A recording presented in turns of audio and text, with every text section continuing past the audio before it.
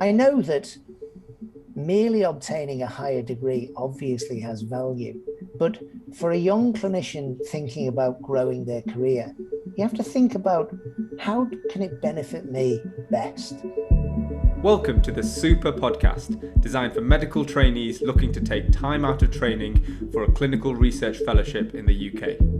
Each week, we'll bring you a 15-minute discussion with a leading expert in the UK medical research process, or from a successful research fellow sharing what they wish they'd known before they'd taken their time out.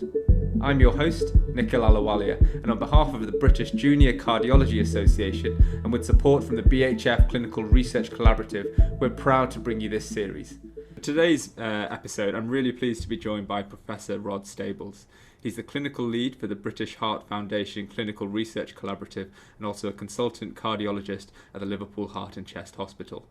Relevant to this, he founded the Clinical Trials and Evaluation Unit at the Royal Brompton Hospital and was also the chair of the Academic and Research Committee at the British Cardiovascular Society. He holds academic appointments at the University of Liverpool and the Imperial College London, and in these roles he's had great opportunity and experience to work with many fellows going through their research, and so really this is what we're going to be focusing on today. So once again, Professor Stables, thanks so much for taking your time to join us today. My pleasure. I'm delighted to support the BJCA and all of the great work that you do. And it's a chance to speak to interested parties about one of my great passions, which is clinical research. Yeah, and just to tell the audience, when we were conceiving this idea, Professor Stables was one of the positive voices who really strongly commended it, and as part of his role at the BHF CRC is supporting this project, so we're very grateful for that. So Professor Stables, before we go further, I just want to get a bit of personal insight from your journey to research and how you have gotten to where you are today. Okay, well, I suppose I should state from the outset that I am very much an NHS clinician. I have always worked exclusively in the NHS environment. And even today, although those who observe me from afar may think differently, I actually do not receive any specific sessions for academic work or university work. And as such, I'd like to think that I'm a bit of a kind of like case study in how NHS clinicians can, and I would hesitate to say should, try to remain involved in clinical research to the benefit of their patients, their institutions, and above all, themselves and their fellows. Yeah. I qualified through a standard routine. I trained as a specialist registrar in Oxford and at the Royal Brompton. After what now would be called CCT, I was appointed to a consultant post in Liverpool where I still work. I devote the vast majority of my time to routine clinical care and interventional cardiology, but I also maintain a relatively active research program, nothing in comparison to real academics or proper academics, but I've continuously supervised anywhere between 1 and 3 PhD students over the last 15 years. And I have to say that when I look back on, my career, the fact that I've been able to have this important element, this research element, has added enormous pleasure and value and personal development to me. Obviously, everyone likes variety, but the ability to immerse yourself in the research environment adds so much to the NHS Commission, and that my ability to interact with fellows, in fact, fellows from all over the world now, because I supervise visiting fellows, has been one of the most stimulating and pleasurable aspects of my career.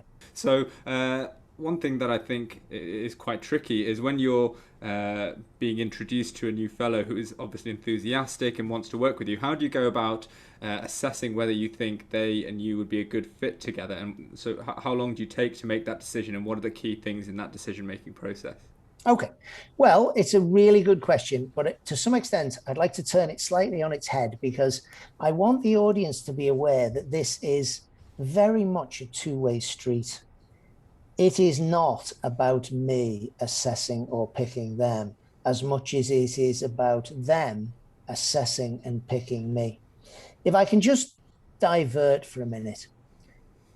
If a young trainee takes what I think it's reasonable to call out of program experience and leaves their training scheme for a period of 2 or 3 years with the express intent of obtaining research experience, at the end of that period, they need product, they need advancement, and that takes the form almost certainly of the award of a higher research degree, ideally supported by peer-reviewed publications from their work, which substantiate the quality of their endeavour. It is the duty of the supervisor to ensure that that trainee achieves their aim. Over the years, I know people who know me might find this difficult to believe, but I'm actually unbelievably risk averse. I suspect that I probably, over the last 15 to 20 years, could have supervised about twice as many higher degree students, but I deliberately chose not to go down that line. I will not launch a project until I am essentially certain that I can deliver it for the individual. I'd rather take on 4 people and yield 4 degrees than take on 10 people and yield 9 degrees. Mm. Although you may say, but Rod, 5 extra people have got a higher degree. My thoughts are more with the poor individual who's had a tragic loss. So for the trainee, remember, this is a two-way street. And I want to think first about what's in it for you. So the first thing is the project and the supervisor and the surrounding team capable of ensuring the project comes to a successful conclusion? We have to be careful here because in research, many people are perhaps slightly overambitious or overstate the potential recruitment or the positivity or the potential for gain. And we have to be measured about this. Do the individuals have the resources in terms of supporting staff, time, effort, energy, patience, whatever it takes to deliver the project to make it real? Because if you start and it doesn't come off, that's a really bad thing. Also about the nature of the project. I know that merely obtaining a higher degree obviously has value, but for a young clinician thinking about growing their career, you have to think about how can it benefit me best? So let me give you an example. I know that you're, for example, interested in electrophysiology. You could take a very high quality research post in a fantastic institution, a premier university, and work in perhaps a slightly unrelated field, maybe in basic science, shall we say, and that you would receive excellent training, you would produce good quality papers, you would almost certainly be awarded your degree and learn an enormous amount. But if your aim ultimately was to be an NHS clinician, the product is not quite so immediately understandable by the NHS coalface or quite so translatable. And so for me, as a kind of like would-be workhorse clinician, I was a little more interested in a research program which afforded me the opportunity to stay in the clinical environment, perhaps to enhance 1 or 2 clinical skills in parallel to the research endeavor, to maintain a profile, to work in a field that was considered relevant by the clinicians who would read my papers or listen to my presentations, and ultimately to create a range of skills that would perhaps make me a little bit more marketable in the job environment where I would eventually hope to emerge. And so these are very difficult balances. Yeah. Another thing to think about, of course, is when you do it, because some people take on their higher research degree before starting specialist training. Some people take an out of program experience in the middle of specialist training. Some people might park research towards the end of specialist training. Now, to some extent, the answer to that question is governed simply by opportunity or availability. If you get a great offer, it's hard to resist it. But for those who are perhaps more focused on the clinical environment, there may be advantages in performing it slightly later in the training program career to give you that increased level of skill and awareness in your selected field. Okay, fine. I hope that makes sense. Yeah, really interesting. And what I want to pick up on is that one out of those 10 potential trainees who doesn't get their degree, and you said one of the contributing factors is the supervisor Yeah. not being able to deliver from their side. But I wonder whether there are aspects from the fellow side that have fallen short as well, and perhaps they went into the process with an incomplete idea of what was going to be expected of them. So I want to ask, what do you expect from your fellows once you take them on over those 3 years, assuming they're doing it towards a PhD? Well, I hope that I'm not going to be seen to be out of kilter with the rest of the world here. And I certainly don't wish to be disrespectful to or dismissive of trainees who are coming forward with ideas. But in my personal experience, both as a young doctor who's lived through that stage and a senior doctor who for 25 years has observed the stage, I think it's really, really hard for any ST3 person to come up with an idea that will create a cohesive, rounded, clinically relevant thesis, design it and deliver it themselves. I just think that's an unrealistic concept. And instead, I feel that it's much more the duty of the supervisor to have considered the totality of the arc and to be able to sell the narrative to the would-be collaborator as a venture which would really work for them. And by that, what I mean is that if you look at human psychology the world over, we are all, as a species, guilty of blue sky type thinking. Most clinical trials claim that they will recruit 100 a month and recruit 50 a month. The people who built the Scottish Parliament building felt it would take 2 years and cost 10 million, and it cost twice as long and cost twice as much, as with every defence procurement. Even the legendary Sydney Opera House came in massively over time and over budget. And hence, you have to avoid this desire to always look on the bright side. I think conservative estimates about what can be achieved in the time are important. The other thing is that, particularly for those individuals who will be embarking upon clinically based projects, you are subject to aspects of performance which are truly beyond your control. I think, for example, any poor research doctor who's lived through the COVID program will know how that works out. And so you have to insulate yourself against predictable difficulty. I'm a kind of old-fashioned kind of person, and I think that if you wish to produce an MD degree, you probably need to produce at least 3 chapters of genuinely original results. And if you want to produce a PhD, I still like to think more like 4 or 5 chapters of original results. Now, I will admit that some universities are a little more lenient than that, but that would be a good, noble target, which would guarantee not only success, but quality success.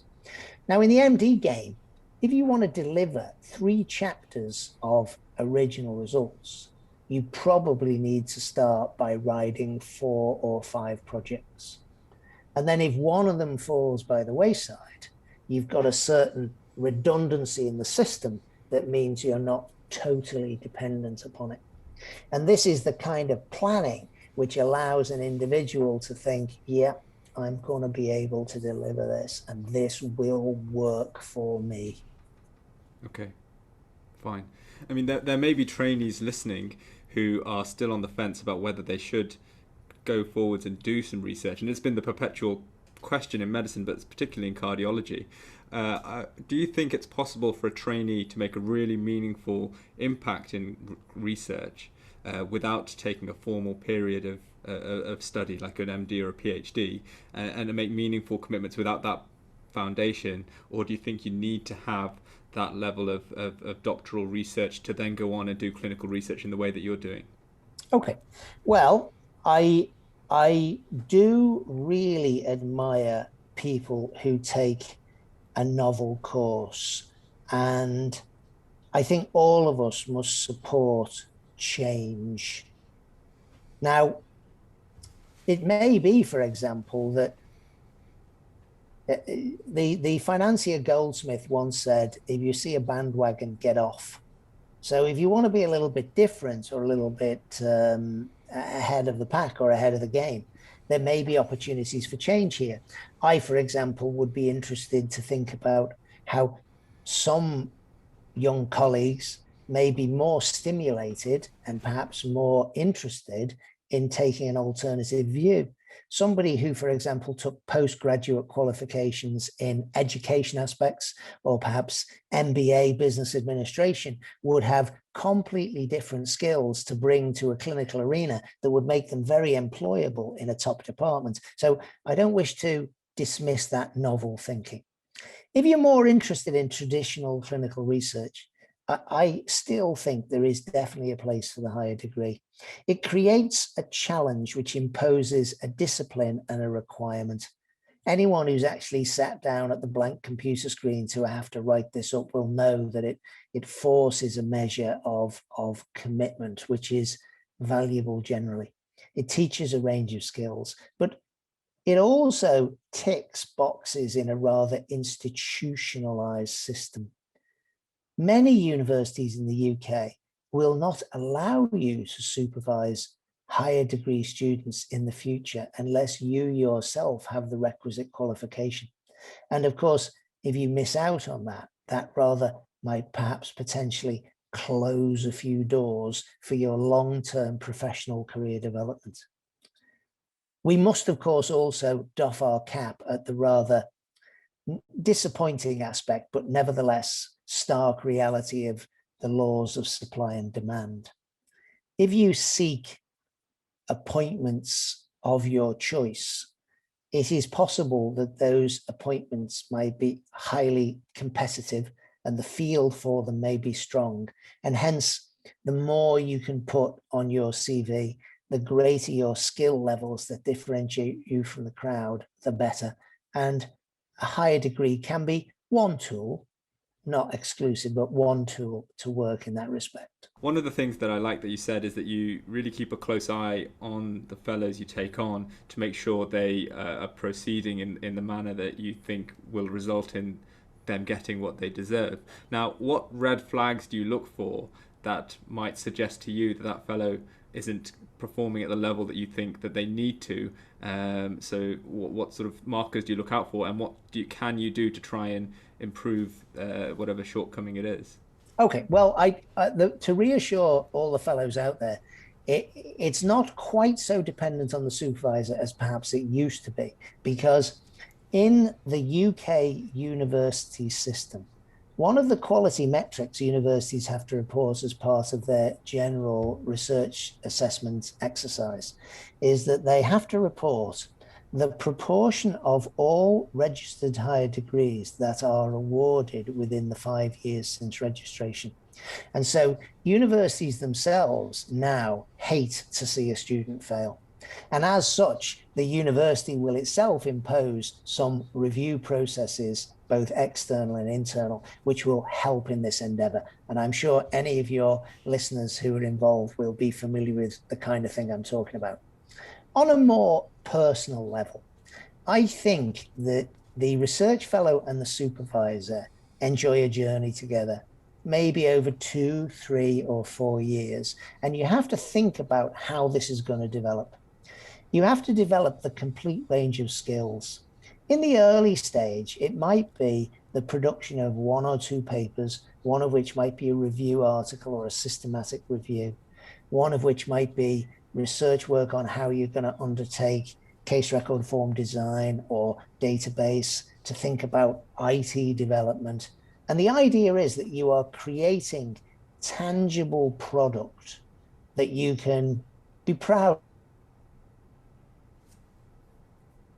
And I think that this concept that you get a chance to practice your writing ability, your ability to interact with individuals, your ability to tackle the more technical skills of research should be occurring from as early as month 2, month 3. towards, of course, the total development of the thesis. And I think you do have to think about timelines and targets and what are we delivering next? What's the next milestone? What are we going to produce here? How are we going to develop that?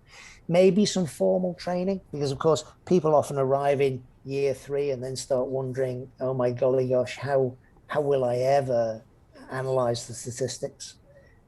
Again, a very personal thing of mine is that I do really dislike it when people subcontract elements of their work. When somebody just gives a spreadsheet to somebody else and they send them back summary statistics and p-values, that's a disaster. It's a disaster principally because it's a missed learning opportunity. I vividly remember sitting thinking, I have got no idea how to do this. None whatsoever. And then literally reading the books and, attending the courses and learning how to do it. But it then gives you a skill which you can maintain for your lifetime. And that only comes by being forced to do that kind of thing yourself. But much more importantly, later in discussion or question, if a questioner asks, how did you handle the quality of life score attributed to a patient who died before follow-up was completed? You know the answer. Whereas many young researchers will say, I really don't know. I'll have to ask Bill Bloggs from the statistics department because I just gave him a spreadsheet and he told me some summary stats. That's not where the game is, I don't think. Do you think that's still feasible when the techniques and skills that are being deployed by many of the peers doing their research have become so advanced, like machine learning, genetic analysis? Do you think that being able to pick up these skills through the research is still as feasible, or do you think it's still possible? That is a very good question, and I must temper my answer, of course, because being fundamentally a pretty simplistic kind of guy, I have to admit that the majority of my work is remarkably basic. And again, to some extent, I'm a teeny bit proud of that, because I like to think that if I give a presentation and the average SPR in the audience can really follow it and understand the gist of it without having their mind blown by weird phrases like spectral fractionation or, some weird technique. Now, it is true that I have on occasions had to subcontract unbelievably complex things, but then the research fellow involved has to get a sufficient level of knowledge to be able to meaningfully discuss what's going on. At the end of the day, it's your thesis. You're going to have to defend it. That's the official term. And you never know what questions might be asked at the Viva. Next time on the podcast. Wherever possible, attempt to structure your period of research such that your higher degree is written and submitted before you leave research. That is one of my number one planning criteria. For today's episode, I'm really pleased to be joined by Professor Rod Stables. He's the clinical lead for the British Heart Foundation Clinical Research Collaborative and also a consultant cardiologist at the Liverpool Heart and Chest Hospital. Relevant to this, he founded the Clinical Trials and Evaluation Unit at the Royal Brompton Hospital and was also the chair of the Academic and Research Committee at the British Cardiovascular Society. He holds academic appointments at the University of Liverpool and the Imperial College London.